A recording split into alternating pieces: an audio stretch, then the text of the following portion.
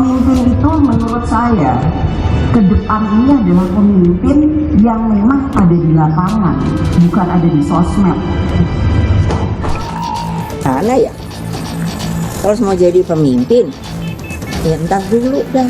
Kalau ndak mau jadi petugas partai, saya tidak ngomongi lagi anggota partai, petugas partai. Artinya yang diberi tugas oleh partai. Out.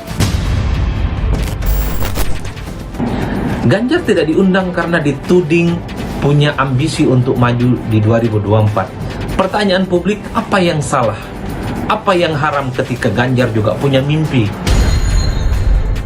Kondisinya juga masih berubah-ubah, masih sangat dinamis.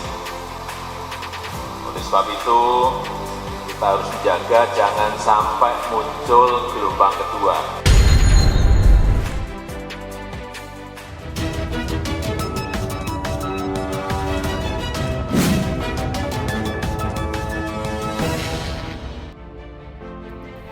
Iya, Ganjar Pranowo, sang gubernur Jawa Tengah yang saat ini sedang menyedot perhatian karena namanya masuk jajaran elit calon presiden dalam berbagai hasil survei. Kenyataan tersebut ternyata membuat beberapa elit PDIP partai asal Ganjar kelojotan. Dengan berbagai alasannya, mereka memperlihatkan ketidaksukaannya pada sosok Ganjar. Mereka mulai mencoba memunculkan Ganjar dengan berbagai cara, juga mulai memperlihatkan kulit aslinya kenapa mereka bersikap seperti itu terhadap Ganjar. Baliho yang mulai bertebaran menjadi cluenya. Ganjar pun dikasari, permainannya sudah tidak seperti antar teman. Pada 25 Mei lalu, Bambang Wuryanto alias Bambang Pacul sempat menyinggung cerita mantan kader PDIP Rusri Ningsih yang pindah ke parpol lain saat ditanya soal Ganjar. Rusri Ningsih pindah tak lama bahkan setelah Megawati menyebut kadernya itu dengan julukan Sri Kandi. Tidak, bahwa Bu Rusri itu kader PDI Perjuangan. Itu Sri Kandi Ibu Megawati Soekarno Putri. Ibu statement di Jawa Tengah. Iki Sri Kandi itu. Tapi ketika itu kemudian Bu Rusli pindah dipakai dengan personal, boleh nggak? Monggo kalau orangnya mau. Orangnya mau, udah ada banyak contoh kok. Banyak contoh tuh yang paling contoh di Jawa Tengah tuh semua orang masuk terus ini. Oke? Jangan lupa untuk subscribe dan nyalakan lonceng notifikasinya. Apa yang disampaikan Bambang seakan sebuah pengusiran apabila Ganjar masih berniat nyapres. Hal yang kemudian baru-baru ini diamini oleh Wakil Sekretaris Jenderal PDIP, Utut Adianto. Grandmaster catur kebanggaan Indonesia itu mengungkapkan hal tersebut saat menanggapi hasil survei Saiful Mujani Research and Consulting atau SMRC yang menyatakan Ganjar masih berpeluang menang Pilpres meski tanpa dukungan dari PDIP. Kita konsentrasi dengan penugasan dari partai. Kalau Ganjar sekali lagi tugasnya apa? Gubernur Jawa Tengah, selesaiin itu. Kalau Pak nanti itu ada tim relawan begini ya itu kan ngomongnya, prakteknya kan nggak begitu, pasti ada komunikasi. Karena saat ini Puan dipersepsikan sebagai the one and only yang akan mendapatkan rekomendasi pencapresan dari PDIP setelah secara perlahan Ganjar Pranowo diharamkan mimpinya untuk maju di Pilpres.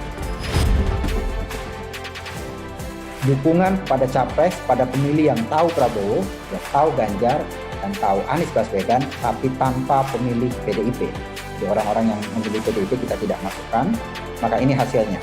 35,3% akan memilih Ganjar Pranowo. Benar, SMRC merilis hasil survei terkait kemungkinan peluang Ganjar bila ternyata tidak diusung oleh partainya tersebut. Hasilnya Ganjar mendapat suara 35,3%.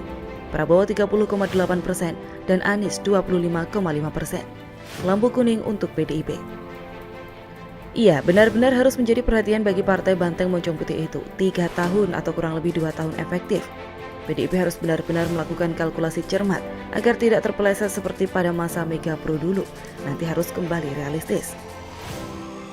Atas perjuangan keras saudara-saudara dan atas berkat dan rahmat Tuhan Yang Maha Kuasa, hari ini Minggu 24 Mei 2009 tibalah saatnya bagi saya, Megawati Soekarno Putri dan Prabowo Subianto atas nama rakyat mendeklarasikan tekad politik kami untuk mencalonkan diri sebagai calon presiden dan wakil presiden Republik Indonesia.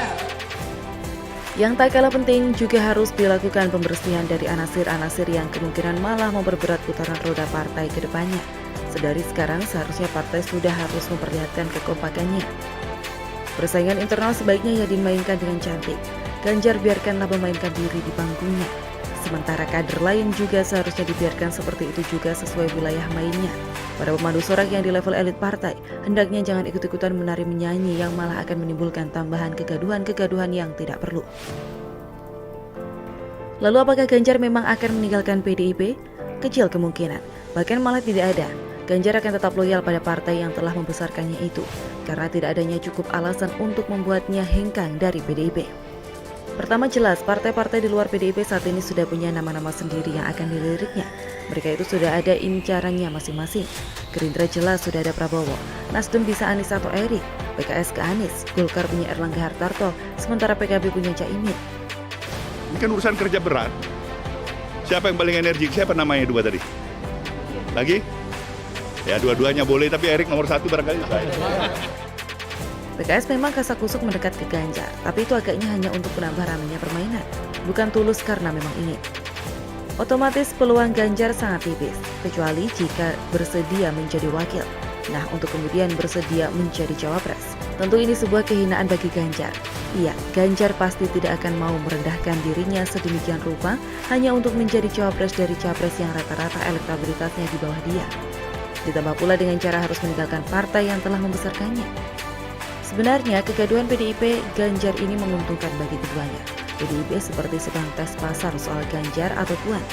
Ganjar yang sudah punya modal elektabilitas tentu akibat dari rame-rame ini akan semakin dikenal.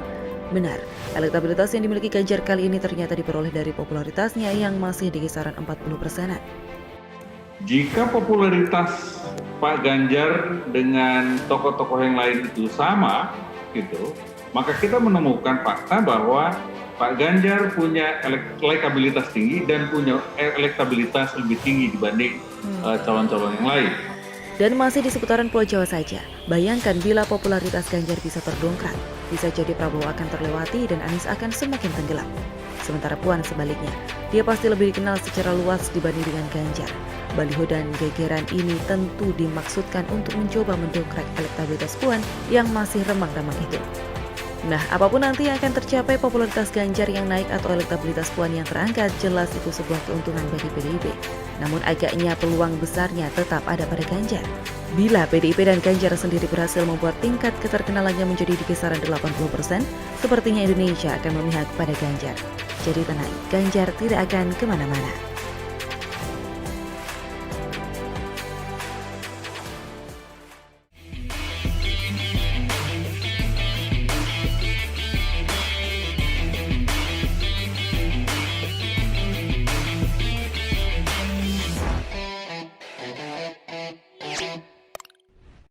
Jangan lupa untuk subscribe dan nyalakan lonceng notifikasinya.